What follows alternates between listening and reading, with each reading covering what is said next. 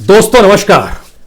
दोस्तों 48 घंटे पहले ही सरकार ने अनाज का न्यूनतम समर्थन मूल्य यानी मिनिमम सपोर्ट प्राइस तय किया था और 48 घंटे के बाद जब आज कैबिनेट की बैठक हुई तो उस कैबिनेट की बैठक में इस बात पर मुहर लगा दी गई कि अब किसान अपने अनाज की कीमत खुद ही तय करे, जहां मन चाहे जिस बाजार में चाहे वो बेच दे। यानी अगर किसान अपने अनाज की कीमत खुद तय करे तो फिर इस देश के भीतर में एमएसपी की जरूरत क्या है। अभी इसकी सफाई नहीं हुई है कि एमएसपी के ऊपर वो बेच सकता है या नहीं बेच सकता है, और इस पर भी सफाई नहीं आई है कि एमएसपी की जो कीमत निर्धारित की जाती है बाजार उससे कम में अगर खरीदने की स्थिति बना देता है तो किसान क्या करेगा, अभी नहीं बताया गया है। यानी देश की इकोनॉमी, देश की अर्थव्यवस्था के मातहत काम करने वाले किसान, मजदूर, मिडिल क्लास या फिर कॉरपोरेट इंडस्ट्री या फिर बैंक, किसी भी चीज की जानकारी क्या मौजूदा वक्त की सत्ता और सरकार को नहीं है। आज यह सवाल इसलिए जरूरी है क्योंकि बीते एक बरस में आपने इकोनॉमिक रिफॉर्म के नाम पर जो भी उपाय इस देश की सरकार ने किए, जो भी रियायत अलग अलग सेक्टर को देने का ऐलान किया, जो भी इकोनॉमिक पैकेज देने की बात की, उसका असर किसी भी रूप में इस देश की अर्थव्यवस्था पर क्यों नहीं पड़ता है। और अर्थव्यवस्था ही नहीं बल्कि उस अर्थव्यवस्था से जुड़े हुए लोगों की जिंदगी में बेहतर स्थिति क्यों नहीं आती है। तो क्या यह देश बिना इकोनॉमी के चल रहा है? दरअसल बिना इकोनॉमी के भारत में माइग्रेशन पहली बार देखा जा रहा है। जब गांव से शहर की तरफ माइग्रेशन होता है तो उसके पीछे एक इकोनॉमी होती है।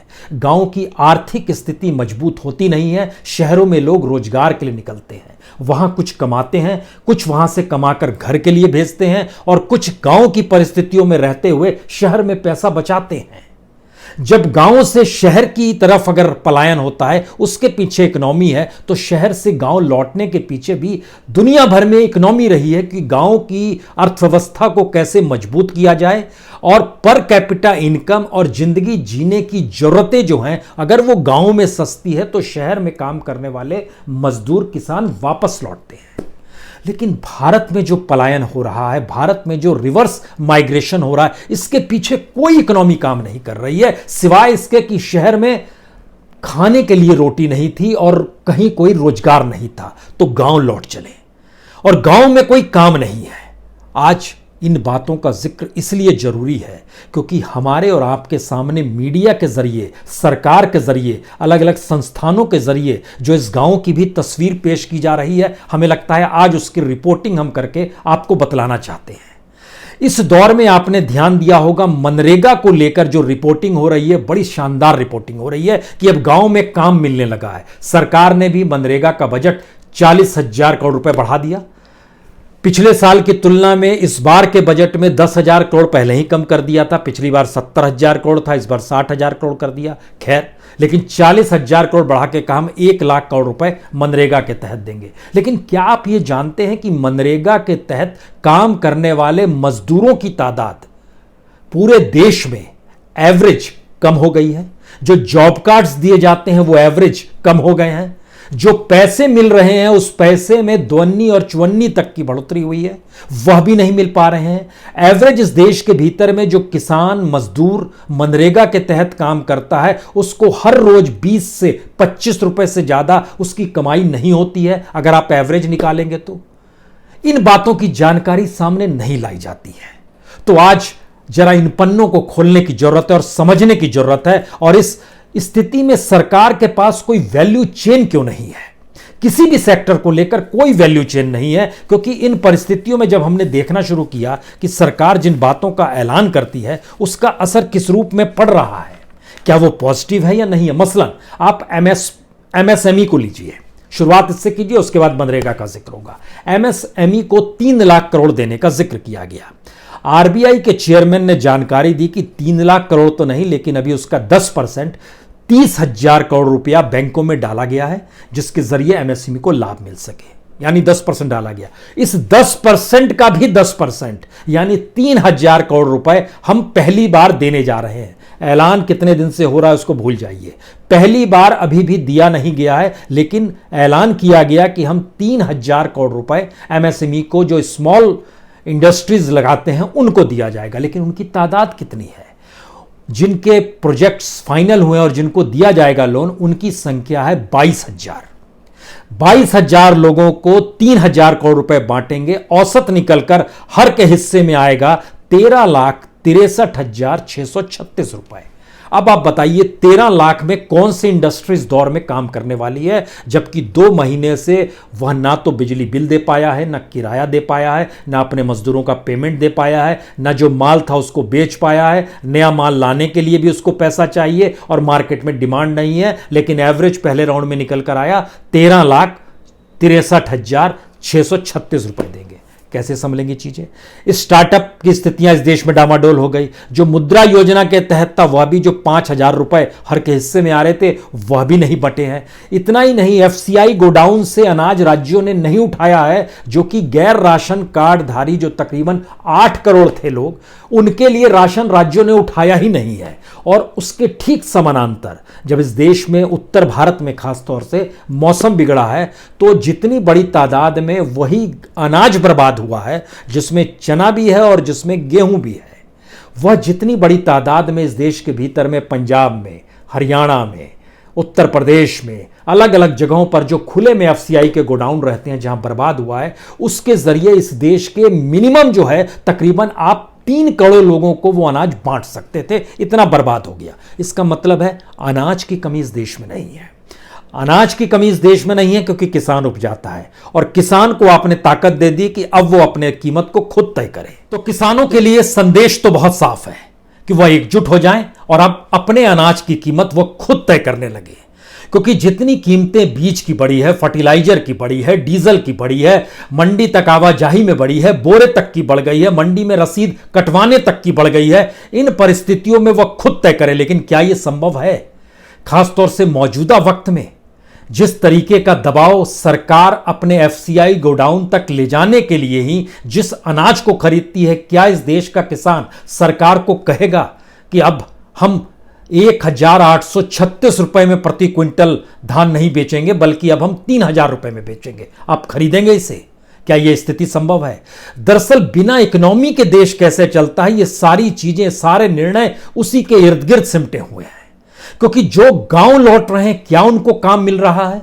अब यहां पर उस मनरेगा पर आ जाइए जिसकी एक बेहद सुनहरी गुलाबी तस्वीर बार बार अलग मीडिया माध्यमों से भी रखी जा रही है। सरकार के इंस्टीट्यूशंस भी कह रहे हैं, राज्यों के मुख्यमंत्री भी कह रहे हैं, केंद्र सरकार भी दिल्ली में बैठकर कह रही है कि हमने मनरेगा में देखिए 40,000 करोड़ बढ़ा दिया, इतना काम दे दिया।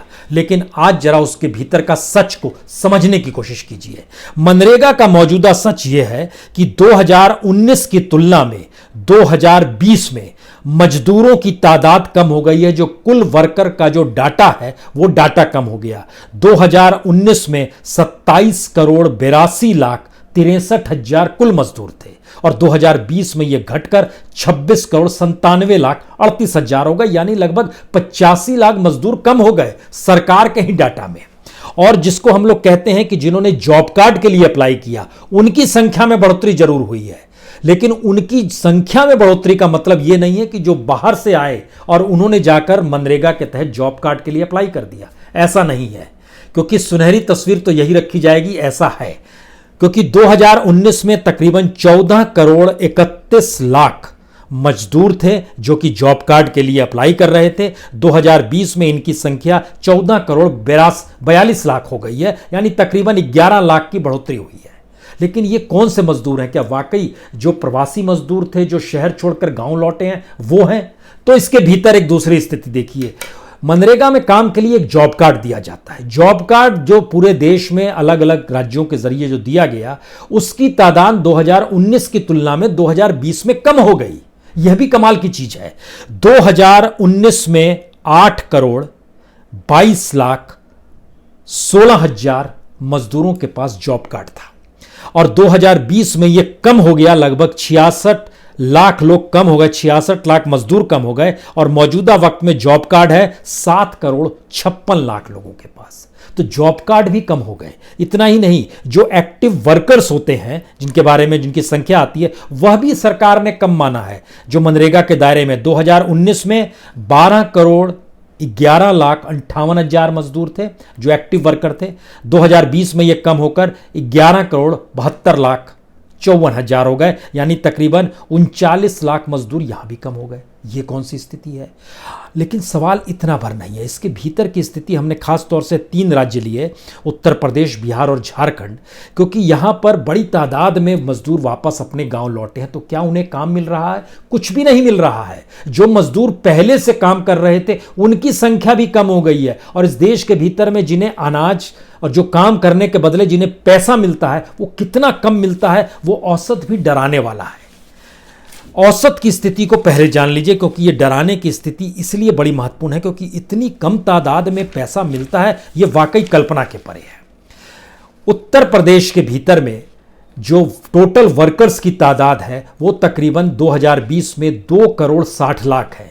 इसमें से जो एक्टिव वर्कर माने जाते हैं, जिनको काम चाहिए, उनकी तादाद 1 करोड़ 8 लाख मानी गई है।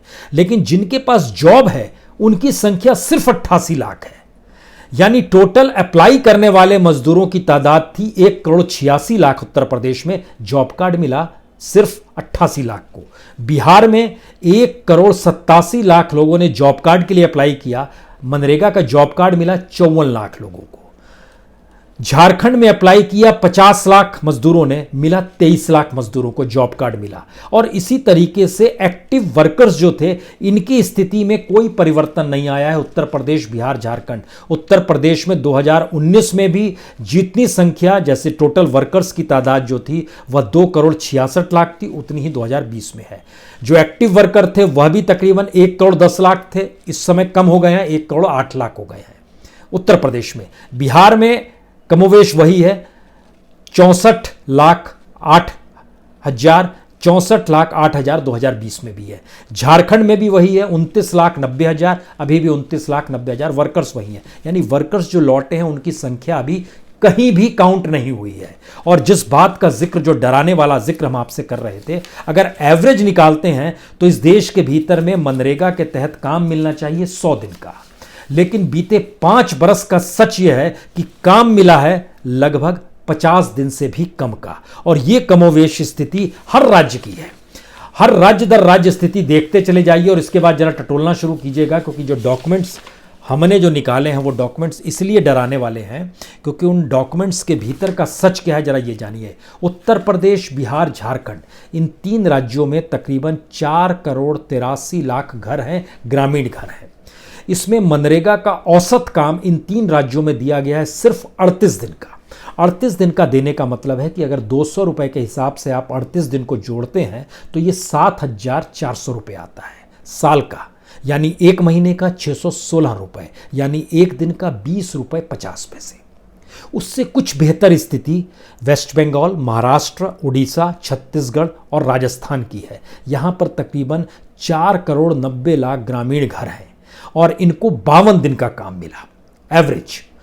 200 रुपए के हिसाब से 52 दिन का काम मिलता है तो एवरेज हो जाता है, ये पिछले 5 साल का एवरेज हम बता रहे हैं, 2015 से 2020 तक की स्थिति बता रहे हैं, तो 10,400 रुपये साल की कमाई, महीने की कमाई 866 रुपये, एक दिन की कमाई 28 रुपये 80 पैसे। कुछ और बेहतर स्थिति है आंध्र प्रदेश, तेलंगाना, तमिलनाडु, कर्नाटक और केरल की। यहां पर तकरीबन 3.5 करोड़ ग्रामीण घर हैं और इसमें काम मिला है औसत 54 दिनों का। 200 रुपए के हिसाब से 54 दिनों का काम साल भर का 10,800 रुपये एक महीने का, यानी एक साल का, यानी 1 महीने का 900 रुपया, यानी 1 दिन का 30 रुपया। नॉर्थ ईस्ट की स्थिति बहुत खराब है। नॉर्थ ईस्ट में एवरेज काम 44 दिन का है। 200 रुपए के हिसाब से 44 दिन यानी 8,800 रुपये एक साल का। 880 रुपये, 8,800 रुपये को अगर आप 12 से भाग देंगे महीने में तो एक पड़ेगा उसका 733 रुपये और एक दिन का पड़ेगा 24 रुपये 22 पैसे। इस देश के भीतर में इतनी बड़ी तादाद जो कि गांव में रहती है और गांव में लगभग जितनी बड़ी तादाद में घर हैं और 26 करोड़ मजदूरों को ही जोड़ें या घरों को जोड़ें तो उनकी आय 20 से 30 रुपये के बीच में ही रेंग रही है प्रतिदिन की। और यही साल का हिस्सा है जिसमें 7,000 से लेकर 10,000 तक की स्थिति आती है। साल दर साल एवरेज निकालिएगा तो सिर्फ चुनावी साल जो 2019 का था तो 2018-19 में एवरेज काम मिला 50 दिन का, जो सबसे ज़्यादा है आज तक। तो मनरेगा का गुलाबी चेहरे के पीछे का सच यह है कि हम संख्या तो दिखा देते हैं, इतने लोगों को काम दे रहे हैं, इतने करोड़ लोगों को, लेकिन जो लोग लौटे उनके पास काम नहीं है। जो पहले से वहां थे उन्होंने जब देखा लोग लौट रहे हैं तो उन्होंने जॉब कार्ड के लिए अप्लाई किया है, और इसीलिए जॉब कार्ड के अप्लाई करने वालों की तादाद झटके में बढ़ गई है, और यह स्थिति कमोवेश हर राज्य में हुई है।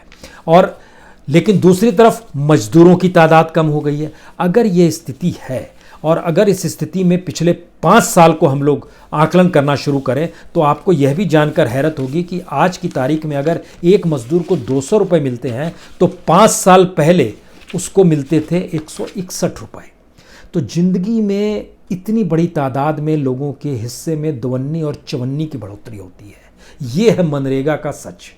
और उस मनरेगा के सच के समानांतर का सच दूसरा ये है कि दरअसल जो चकाचौंध दिखाई जा रही है उसमें जो लोग गांव लौटे हैं, इस देश के पास इकोनॉमिक विजन क्यों नहीं है, जिस बात का हम जिक्र आपसे करना चाह रहे हैं, उसका सच ये है कि बिहार जैसी जगह में बिहार के जो डिप्टी सीएम है सुशील मोदी, वो कह रहे हैं कि जो मजदूर लौटे हैं उनको हम अपने यहाँ काम देंगे।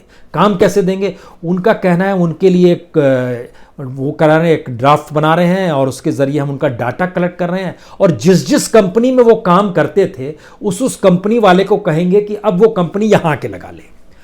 ये इकोनॉमिक्स आपने दुनिया में कहीं नहीं देखी होगी कि जहां पर प्यासे हैं वहां पर कुआं ना खोद के, जहां पर कुआं था उस कुएं वाले को कहेंगे कुआं उठाकर यहां ले आओ। यानी हम जिम्मेदारी लेने को तैयार नहीं है, और हमारे पास यह भी विजन नहीं है कि किसी राज्य को कैसे स्वावलंबी बनाया जाए। और बिहार और झारखंड और उत्तर प्रदेश की स्थिति तो बेरोजगारी में 40% पार की स्थिति है। खासतौर से झारखंड की स्थिति तो 59% बेरोजगारी की हो गई है, बिहार की स्थिति 44% हो गई है। रोजगार है नहीं, ग्रामीण जीवन में बदहाली की स्थिति है, निरस्ता है, और उसमें हम चीज़ों को कैसे ठीक करें तो हमारे पास कोई विजन नहीं है। केंद्र सरकार कहती है हमने खुली इजाज़त दे दी, अब आप जो मन चाहे जितनी कीमत में अनाज बेच सकते हैं। किसे बेचेंगे अनाज? कैसे बेचेंगे अनाज? मंडी तक उस किसान के अनुकूल नहीं है, ट्रैक्टर उसके अनुकूल नहीं है, कैसे बेचेंगे? एफसीआई की कीमत उसके अनुकूल नहीं है, सरकार को जो कीमत चाहिए उस कीमत को उसको देना पड़ेगा, उसकी मजबूरी है। तो इन स्थितियों में हमारे पास जब कोई इकोनॉमिक मॉडल नहीं है या इकोनॉमिक समझ नहीं है, क्योंकि बिहार और उत्तर प्रदेश में माइग्रेंट मजदूरों को काम कैसे देंगे, कैसे रोकेंगे? स्वावलंबी गांवों को बनाने की सोच के लिए हमारा आग्रह तो तमाम मुख्यमंत्री और प्रधानमंत्री से है कि एक बार ग्राम स्वराज पढ़ लीजिए। अगर आपको महात्मा गांधी में जरा सी भी रुचि हो तो महात्मा गांधी ने जो हिंद स्वराज और ग्राम स्वराज लिखा उसे ही पढ़ लीजिए। वो किस रूप में उसको स्वावलंबी बनाना चाहते थे या आत्मनिर्भर बनाना चाहते थे, और उसमें आपका योगदान क्या होता, यानी स्टेट का योगदान क्या होता, इसका जिक्र भी किया गया है। लेकिन कहने भर से चीजें नहीं चल पा रही हैं, और शायद कहने भर से जब नहीं चल पाती है कीमत स्थितियां, तो सारी स्थिति डामाडोल गांव से लेकर शहर तक पस्त कर रही है। और यह स्थिति पहली बार इस रूप में हमारी आंखों के सामने खड़ी हो गई है, जहां पर हर तबके को लेकर एक संकट की स्थिति है, क्योंकि जो चेन होती है उस चेन पर हमने कभी ध्यान ही नहीं दिया कि एक वैल्यू चेन भी कोई चीज होती है। हवाई जहाज शुरू कर रहे हैं तो गाड़ियां भी तो शुरू करनी होगी जो हवाई अड्डे तक छोड़ दे। रेलगाड़ी शुरू कर रहे हैं तो उसमें पानी और भोजन की व्यवस्था भी तो करनी होगी। अगर शहर को खोल रहे हैं तो दुकानें भी तो खोलनी होंगी। दुकान खोल रहे हैं तो वहां पर माल को बेचने की स्थिति और माल खरीदने की स्थितियां भी तो पैदा करनी होंगी। लेकिन कोई चेन फिलॉसफी है ही नहीं इस देश में सरकार के भीतर में, और हर जिम्मेदारी से सरकार पल्ला झाड़ रही है। क्यों? क्योंकि उसके पास वो विजन नहीं है। देश को चलाना कैसे है, उसकी अर्थव्यवस्था को कैसे चलाना है, उसको पता ही नहीं है कुछ भी। तो इसीलिए वो निर्णय कल क्या लिए गए, आज क्या लिए जा रहे हैं, दोनों में कोई तालमेल भी आपको नजर नहीं आएगा, और एक के बाद एक निर्णय हर कैबिनेट बैठक में आने वाले वक्त में भी आपको नजर आएंगे, क्योंकि स्थिति अनुकूल नहीं है। कॉरपोरेट को चलाना है तो एफडीआई आ जाइए, इंडस्ट्री चलानी है तो एफडीआई आ जाइए, गांव को चलाना है तो किसान खुद ही तय करने लगे अपनी की। कौन सी स्थिति है ये? इसका मतलब है कि स्टेट फेल हो चला है। स्टेट को ये समझ नहीं आ रहा है कि चीज़ें संभलती कैसे हैं, क्योंकि एक प्रोसेस जो इस देश में आज़ादी के बाद से लगातार चला आ रहा था, हर राजनीतिक सत्ता ने उसे ही भोगा है, और उसको भोगने के दौरान उसने अपने वोट बैंक के अनुकूल की परिस्थितियों को जिया है। उसने इस देश के बारे में कभी सोचा नहीं। पहली बार देश सामने खड़ा है और इस रूप में खड़ा है कि अब जैसे चाहे इसे आप गढ़िए, तो पता चल रहा है हम तो कुछ करना जानते ही नहीं है। हमारे लिए तो बड़ा महत्वपूर्ण है कि G7 की बैठक में हम शामिल हो जाएं। हमारे लिए तो बड़ा महत्वपूर्ण है कि अंतर्राष्ट्रीय तौर पर अब फिर से यात्राओं का दौर शुरू हो जाए। और यही हाल मुख्यमंत्रियों का है, एक लंबी कतार है। कोई स्टेट स्वावलंबी कैसे होगा इसकी कोई समझ अगर स्टेट को नहीं है तो सेंटर को भी नहीं है। और सेंटर की इकोनॉमिक का ढांचा जो अब कैबिनेट की बैठक में नजर आने लगा है वो कम से कम अब स्टेट में भी नजर आएंगे। और इसके बाद झगड़ा शुरू होगा, हमें इतना पैसा चाहिए, इसको इतना पैसा चाहिए। ये पैसा कहां से आएगा? जाहिर है ये पैसा टैक्स देने की स्थिति में जनता नहीं होगी तो देश बेचने की प्रक्रिया शुरू होगी। और इसीलिए जो मूडीज़ है या फिर जो S&P है या फिट्स है, ये अंतर्राष्ट्रीय तौर पर संदेश दे रहे हैं भारत के रिफॉर्म कमज़ोर हो चले हैं, भारत के भीतर के बैंक कमज़ोर हो चले हैं, भारत का कोर सेक्टर कमज़ोर हो चला है, भारत की जो एग्रीकल्चर इकोनॉमी थी उसको संभालने की स्थिति में आप नहीं आ पा रहे हैं, जो मार्केट इकोनॉमी थी उसको संभालने की स्थिति में नहीं आ रहे। तो रेटिंग क्या किस बात की जाए आपकी? जी, ये एक डंप यार्ड बनाने की स्थिति में भारत को लाकर खड़ा किया जा रहा है। सचेत हो जाइए। बहुत बहुत शुक्रिया।